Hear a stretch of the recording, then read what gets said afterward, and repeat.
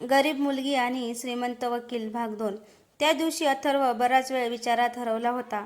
सईच्या चेहऱ्यावरचं निरागस हसू आणि तिचे संघर्ष त्याच्या मनातून जात नव्हते, पण त्याला स्वतःच्या भावनांवर नियंत्रण ठेवायचं होतं. दुसऱ्या दिवशी कोर्टात नवीन पुराव्यामुळे सईवरील चोरीचा आरोप कुमकुवत होऊ लागला. न्यायाधीश म्हणाले, या प्रकरणाचा पुन्हा तपास करण्यात येईल. तोपर्यंत सईवर कोणतीही कारवाई होणार नाही. हे ऐकताच सईच्या डोळ्यात आनंदाचे अश्रू आले. ती कोर्टाबाहेर येऊन अथर्वसमोर हात जोडून उभी राहिली. अथर्वने लगेच तिचे हात खाली केले. आभार मानायचे असतील तर स्वतःवर विश्वास ठेव. मी फक्त माझं कर्तव्य करत आहे. त्या संध्याकाळी सई घरी परतत असताना तिची चप्पल तुटली. ती अनवाणी चालू लागली. योगायोगाने अथर्वची कार तिथून जात होती. त्याने कार थांबवली. सई, बस, मी तुला घरी सोडतो. सई हसत म्हणाली, नको साहेब, लोक बोलतील. अथर्वही हसला. लोकांचं काम बोलणं आहे, आपलं काम योग्य ते करणं आहे. शेवटी सई कारमध्ये बसली. रस्ताभर दोघांमध्ये फारसं बोलणं झालं नाही, पण त्या शांततेतही एक वेगळाच विश्वास निर्माण होत होता. घरी पोहोचल्यावर अथर्वने पाहिलं की सईची आई अंगणात बसून जुने कपडे शिवत होती. तो म्हणाला, काकू, सई खूप मेहनती आहे. तिचं आयुष्य नक्की बदलेल. आईच्या डोळ्यात पाणी आलं. ती म्हणाली, बाळा, माझ्या मुलीला पहिल्यांदाच कुणीतरी तिच्या किमतीची जाणीव करून दिली. सईनं हे ऐकलं आणि तिच्या मनात अथर्वबद्दलचा आदर आणखी वाढला. पण ती स्वतःला समजावत होती, तो खूप मोठा वकील आहे आणि मी फक्त एक गरीब मुलगी. रात्र झाली होती. सई घराबाहेर अंगणात बसली होती. आकाशात चंद्र दिसत होता. तिच्या मनात मात्र दिवसभर अथर्वने बोललेले शब्द घुमत होते. स्वतःवर विश्वास ठेव. ती नकळत हसली. दुसऱ्या दिवशी अथर्व आपल्या ऑफिसमध्ये एका नवीन केसची तयारी करत होता. तेवढ्यात त्याची आई आत आली. अथर्व, रविवारी देशपांडे काकांची मुलगी तुला भेटायला येणार आहे. अथर्व शांतपणे म्हणाला, आई, मला अजून लग्न करायचं नाही. आई हसत म्हणाली, मग कोणीतरी मनात आहे का? अथर्व काहीच बोलला नाही. त्याच्या डोळ्यासमोर सईचा चेहरा तरळला. इकडे सईला एका छोट्या बुटीकमध्ये शिवणकामाची नोकरी मिळाली. पहिल्या दिवशी मालकीण म्हणाली, सई, तुझ्या कामात खूप नीटनेटकेपणा आहे. सईच्या चेहऱ्यावर आनंद फुलला. तिला वाटलं, आता आईच्या औषधासाठी कोणाकडे हात पसरावा लागणार नाही. संध्याकाळी अथर्व कोर्टातून बाहेर पडत होता. त्याने समोर सईला पाहिलं. तिच्या हातात मिठाईचा छोटासा डब्बा होता. ती हसत त्याच्याजवळ आली. साहेब, मला नोकरी मिळाली. अथर्वच्या चेहऱ्यावरही आनंद उमटला. ही तर खूप मोठी बातमी आहे. सईने मिठाईचा डब्बा त्याच्यासमोर धरला. पहिला पेढा तुमच्यासाठी. अथर्वने पेढा घेतला. तो म्हणाला, हा पेढा तुझ्या मेहनतीचा आहे. दोघेही हसले. त्याचवेळी रस्त्याच्या पलीकडे उभी असलेली एक तरुणी हे सगळं पाहत होती. ती अथर्वची बालमैत्रीण रिया होती. तिने मनातच म्हटलं, ही मुलगी कोण आहे आणि अथर्व तिच्यासोबत एवढा आनंदी का दिसतोय?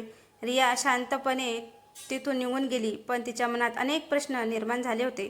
दुसऱ्या दिवशी सकाळी सई नेहमीप्रमाणे बुटीकमध्ये काम करत होती. तिच्या हाताने शिवलेले ड्रेस ग्राहकांना खूप आवडत होते. मालकीनबाई आनंदाने म्हणाल्या, सई, तुझ्यामुळे आमच्या दुकानाची विक्री वाढली आहे. सईच्या चेहऱ्यावर समाधानाचं हसू उमटलं. त्याच दिवशी अथर्व एका केससाठी बाजारात आला होता. त्याचं लक्ष अचानक बुटीककडे गेलं. काचेतून त्याने सईला काम करताना पाहिलं. ती एका लहान मुलीचा फ्रॉक शिवत होती. ती मुलगी आरशात स्वतःकडे पाहून आनंदाने उड्या मारत होती. सईने तिच्या डोक्यावर प्रेमाने हात फिरवला. हे दृश्य पाहून अथर्वच्या चेहऱ्यावर नकळत हसू आलं. तो मनात म्हणाला, सई जिथे जाते तिथे आनंद पसरवते. संध्याकाळी सई दुकान बंद करून बाहेर पडली. तेवढ्यात मुसळधार पाऊस सुरू झाला. ती दुकानाच्या छताखाली उभी राहिली. अचानक एक कार तिच्या समोर येऊन थांबली. अथर्व खाली उतरला. त्याने छत्री उघडली आणि म्हणाला, चल, तुला घरी सोडतो. सई हसत म्हणाली, आज नाही म्हणणार नाही. दोघेही एका छत्रीतून कारपर्यंत चालत गेले. रस्त्यात अथर्वने विचारले, सई, तुझं एखादं मोठं स्वप्न आहे का? सई काही क्षण शांत राहिली. मग म्हणाली, आईचं स्वतःचं छोटंसं घर असावं, एवढंच. अथर्व तिच्याकडे पाहून म्हणाला, हे स्वप्न नक्की पूर्ण होईल. सई हसली. तुम्हाला माझ्यावर इतका विश्वास कसा? अथर्व म्हणाला, कारण तू कधीच परिस्थितीसमोर हार मानली नाहीस. सईच्या मनात पहिल्यांदाच अथर्वबद्दल वेगळी भावना निर्माण झाली, पण तिने ती मनातच ठेवली. दूर उभी असलेली रिया हे सगळं पाहत होती. ती शांतपणे म्हणाली, अथर्व, तू बदलत चाललायस आणि या बदलाचं कारण सई आहे. तिच्या चेहऱ्यावर हलकीशी चिंता दिसत होती. दुसऱ्या दिवशी सकाळी सई बुटीकमध्ये पोहोचली. मालकीनबाईंनी आनंदाने सांगितलं, सई, आपल्या दुकानाला एका मोठ्या लग्नासाठी 50 ड्रेसची ऑर्डर मिळाली आहे. सईच्या चेहऱ्यावर आनंद फुलला. मी पूर्णपणे मेहनतीने काम करीन. इकडे अथर्व कोर्टात एक महत्त्वाच्या केसची तयारी करत होता. तेवढ्यात त्याला सईचा फोन आला. तिने घाबरलेल्या आवाजात सांगितलं, साहेब, आईची तब्येत अचानक बिघडली आहे. अथर्वनं एक क्षणही न दडवता कोर्टातील सहकार्याला काम सोपवलं आणि थेट सईच्या घरी पोहोचला.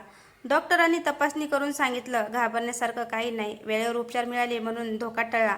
सईच्या डोळ्यातून अश्रू वाहू लागले. ती म्हणाली, साहेब, तुम्ही नसता तर. अथर्वने तिचं वाक्य पूर्ण होऊ दिलं नाही. आता काकू ठीक आहे, बाकी काही विचारू नकोस. सईची आई हसत म्हणाली, बाळा, रोज आमच्यासाठी एवढं करू नकोस. अथर्व नम्रपणे म्हणाला, काकू, आजपासून तुम्हीही माझ्या आईसारख्याच आहात. हे ऐकून सई काही क्षण शांत राहिली. तिच्या मनात अथर्वबद्दल प्रेम आणखी गहिरं होत होतं. संध्याकाळी अथर्व निघत असताना सई त्याला दारापर्यंत सोडायला आली. ती हळू आवाजात म्हणाली, साहेब, एक विचारू का? विचार. तुम्ही एवढं सगळं माझ्यासाठी का करता? अथर्व काही क्षण तिच्याकडे पाहत राहिला. मग हसून म्हणाला, काही नाती रक्ताची नसतात, पण मनाने खूप जवळची असतात. सईच्या चेहऱ्यावर हलकंसं हसू आलं. हे सगळं रिया दुरून पाहत होती. तिने फोन काढला आणि कुणाला तरी म्हणाली, मला सईबद्दल सगळी माहिती हवी आहे आजच. रिया नेमकं काय करणार होती? दुसऱ्या दिवशी सकाळी सई नेहमीप्रमाणे बुटीकमध्ये काम करत होती. तेवढ्यात एक महागडी कार दुकानासमोर येऊन थांबली. त्यातून रिया खाली उतरली. तिने दुकानात प्रवेश केला. इथली सई कोण? सई पुढे आली. मी सई. रिया तिच्याकडे काही क्षण पाहत राहिली. मग हसत म्हणाली, तू खूप छान शिवणकाम करतेस असं ऐकलं. माझ्यासाठी एक साडी शिवशील का? सई आनंदाने म्हणाली, नक्कीच. रियाने मुद्दाम मैत्रीपूर्ण वागणं सुरू केलं. 2 दिवसांनी रिया पुन्हा आली. ती म्हणाली, चल, जवळच्या कॅफेमध्ये चहा घेऊ. सईने सुरुवातीला नकार दिला, पण रियाच्या आग्रहामुळे ती गेली. कॅफेमध्ये बसल्यानंतर रिया हळूच म्हणाली, तुला अथर्व आवडतो ना? सईच्या हातातील कप थरथरला. ती काही क्षण शांत राहिली. मग हळू आवाजात म्हणाली, मी त्यांचा खूप आदर करते. रिया हसली. अथर्व माझा लहानपणापासूनचा मित्र आहे. दोन्ही कुटुंबांना आमच्या लग्नाची इच्छा आहे. हे ऐकता सईच्या चेहऱ्यावरचं हसू नाहीसं झालं. तिने मनातलं दुःख लपवत हसण्याचा प्रयत्न केला. मला आनंद आहे. पण तिच्या डोळ्यातलं दुःख रियाच्या नजरेतून सुटलं नाही. त्या संध्याकाळी अथर्व सईला भेटायला बुटीकमध्ये आला. पण सई नेहमीसारखी हसत नव्हती. ती त्याच्याशी नजरेला नजरही देत नव्हती. अथर्वनं विचारलं, सई, सगळं ठीक आहे ना? सई हसण्याचा प्रयत्न करत म्हणाली, हो, सगळं ठीक आहे. पण तिचा आवाज तिच्या मनाचं सत्य सांगत होता. रात्री सईने एक निर्णय घेतला. आजपासून मी अथर्वपासून थोडं दूर राहील. त्यांच्या आयुष्यात अडथळा बनायचं नाही. दुसऱ्या दिवशी अथर्व नेहमीप्रमाणे बुटीकमध्ये आला. पण मालकीनबाईंनी सांगितलं, सईने आजपासून नोकरी सोडली आहे. हे ऐकताच अथर्वच्या चेहऱ्यावर चिंता उमटली. पण तिने मला काहीच सांगितलं नाही. अथर्वला विश्वासच बसत नव्हता. सई नोकरी सोडून गेली. तो लगेच तिच्या घरी गेला. दार उघडलं. सई सामानाची बॅग भरत होती. अथर्वने आश्चर्याने विचारलं, सई, हे काय चाललंय? सईने त्याच्याकडे पाहिलं, पण नजरा खाली केल्या. ती शांतपणे म्हणाली, मला इथून निघायचं आहे. पण का? सई काही क्षण गप्प राहिली. मग म्हणाली, तुमच्या आयुष्यात माझ्यामुळं कोणताही गैरसमज व्हायला नको. अथर्वला काहीच समजत नव्हतं. कोण म्हणालं तुला हे? सईने उत्तर दिलं नाही. तिने फक्त एवढंच म्हटलं, तुम्ही चांगले आहात, पण आपली जग खूप वेगळी आहेत. अथर्वने तिचा हात अलगद धरला. सई, माझ्याकडे बघ.